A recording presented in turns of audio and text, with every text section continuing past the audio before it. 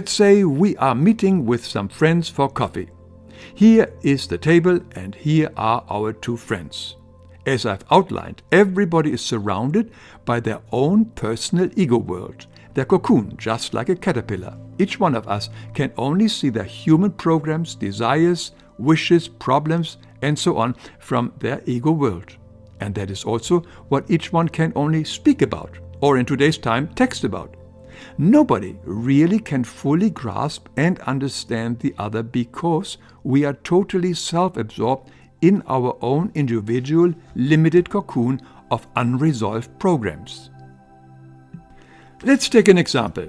This is how it usually goes. So we, here in the middle, share with our friends that we recently discovered a new Chinese restaurant in the area. The moment this friend here hears the word Chinese restaurant, his own unresolved issue of a past Chinese restaurant visit during which he almost died because of MSG flares up. His memory is immediately triggered, and he can't wait to share his experience with us. But this friend over here feels a little insecure, and the word restaurant immediately brings up in him a visit to a very famous and very expensive 5-star restaurant, and he can't wait to cut into the conversation to share his experience with us.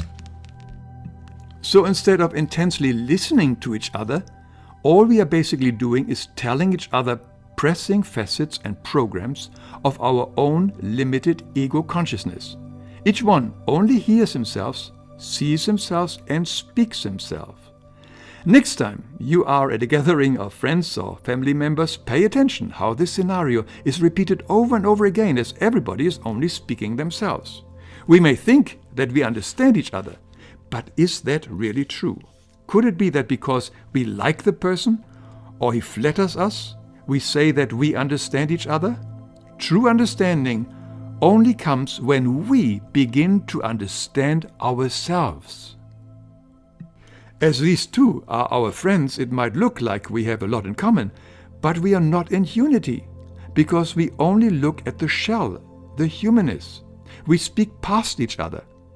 Each one speaks himself according to his plasma, according to his shadows. In other words, we may still be strangers to each other, even if we call each other friends. Can we see why so many people feel so lonely and misunderstood? They are totally caught up in this plasma, this cocoon of their own humanness, and don't understand themselves. They are almost unable to truly connect with another person. As long as you think someone else is responsible for the way you are, you cannot become the way you want to be. This is important, that in your life, even if you are not the way other people want you to be, at least you are the way you want to be. I am the way I want to be does not mean I will do whatever I feel like. What is it that you want to be? Would you like to be a joyful human being or a miserable human being? Would you like to be a loving human being or a resentful human being? Would you want to be in bliss or different levels of suffering? The choice is very clear, the choice is very obvious. So please make the choices and make it happen, and this is only possible if you understand you are 100% responsible for the way you are. The blessed people is inside your body. You are the savior you've been looking for. All of us were sent here to save ourselves and save others. We are the saviors, every single one of us. We're supposed to create heaven on earth. That's the big mystery of the whole thing.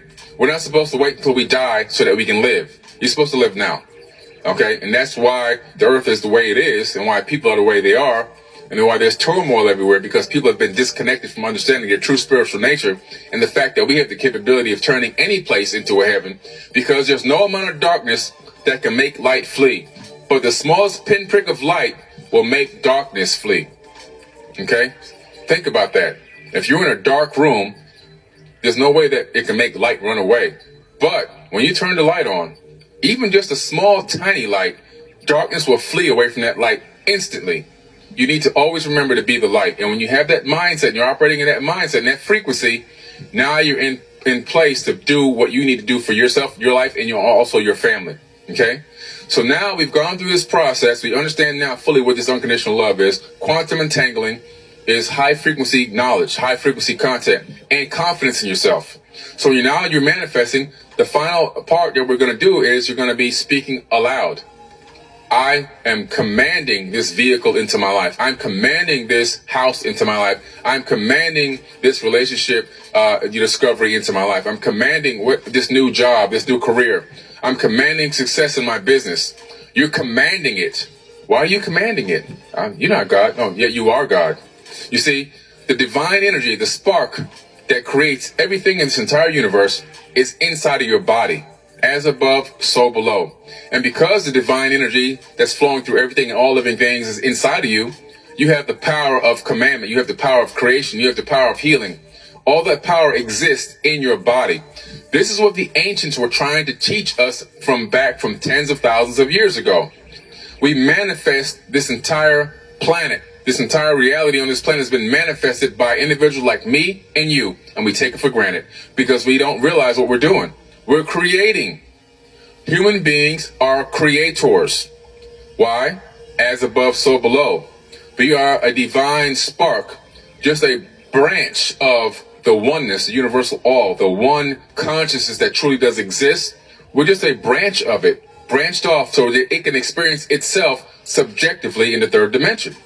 And so when you begin to realize this, you begin to realize, oh, I'm already doing this. Now I'm just telling you how to fine tune it for things that you weren't thinking yet you can get and manifest and pull into your reality. So anything that comes to you is a messenger with information. Anything that comes to you is a messenger with information about more of who you are. And if you use every experience that way, by redefining it that way, then you will experience it that way, and it will take you further and deeper into yourself to discover more and more and more of what it is that makes you tick as a personality. Because your personality is a construct built up out of the definitions you believe are most true. And definitions always give rise to emotions, which always give rise to behavior. You cannot express a behavior without having a feeling, and you cannot experience a feeling without having a definition. If I say to you, you are ashkuda, how do you feel about me saying that about you? Fine. Well, not really one thing or another, because you don't really have a meaning for the word, do you? No. So you see, if I say, just an example, you're stupid, obviously that starts bringing up feelings in people because you have given a meaning to the word and made it real. But if stupid becomes as meaningless as ashkuda to you, you will not react. You'll remain neutral and realize it's just a definition, and you can choose to give it a positive or negative spin as it relates to yourself, or recognize it has nothing to do with you, and then simply go on your way without having an emotional negative reaction to it. But it's all stemmed from the definition first. Without the definition, there is no feeling. Without that feeling, there is no behavior.